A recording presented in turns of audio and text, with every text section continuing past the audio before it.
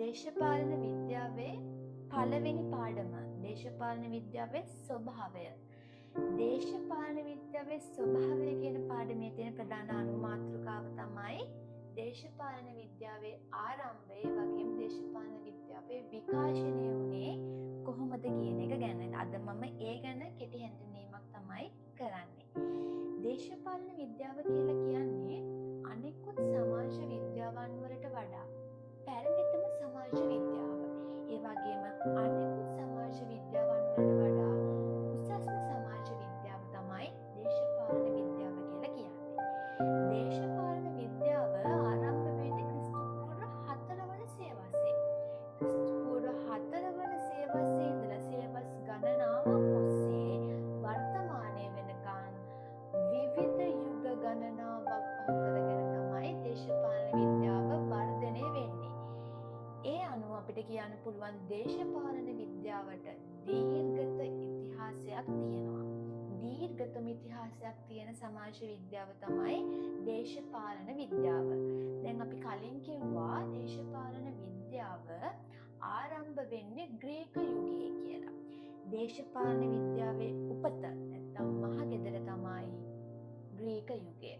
මේ ග්‍රීක යුගයේදී දේශපාලන විද්‍යාව කියලා කියන්නේ උසස්ම සමාජ විද්‍යාවක් කියලා මේ ඇරිස්ටෝටල් කියන දාර්ශනිකයා කියනවා. අපි දන්නවා ඇරිස්ටෝටල් කියන්නේ දේශපාලන විද්‍යාව සම්බන්ධයෙන් ප්‍රධාන වශයෙන්ම මතවාදී අදහස් දරුවෝ දාර්ශනිකයෙක්. දේශපාලනික දාර්ශනිකයෙක් වගේම චින්තකයෙක්. දේශපාලනය සම්බන්ධව ග්‍රීක යුගයෙන් පස්සේ රෝම යුගයට එද්දී රෝම යුගයේ තියෙන්නේ අධිරාජ්‍යවාදී රාජාණ්ඩු ක්‍රමයක්. මේ යුගයේ දේශපාලන විද්‍යාව කියලා කියන්නේ මොකක්ද කියන එක ගැන රාජාණ්ඩු ක්‍රමය ආශ්‍රිතව විවිධ අදහස් වලට ලක් වෙලා තියෙනවා.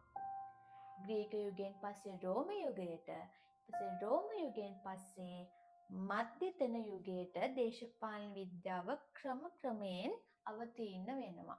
මේ මධ්‍යතන යුගයේ දේශපාලන විද්‍යාව විශේෂයෙන්ම අපි කියනවා ආගමික බලයත් කතෝලික ආගමේ බලයත් එක්ක තමයි විවිධ අදහස් වලට ලක් වෙලා තියෙන්නේ. ඒකට හේතුව තමයි දේව ධර්මවාදීන් තමයි මේ මධ්‍යතන යුගයේ හිටියේ. පල්ලියේ බලය තමයි වැදගත් වෙන්නේ. පල්ලියේ බලය තමයි වැඩි වෙන්නේ.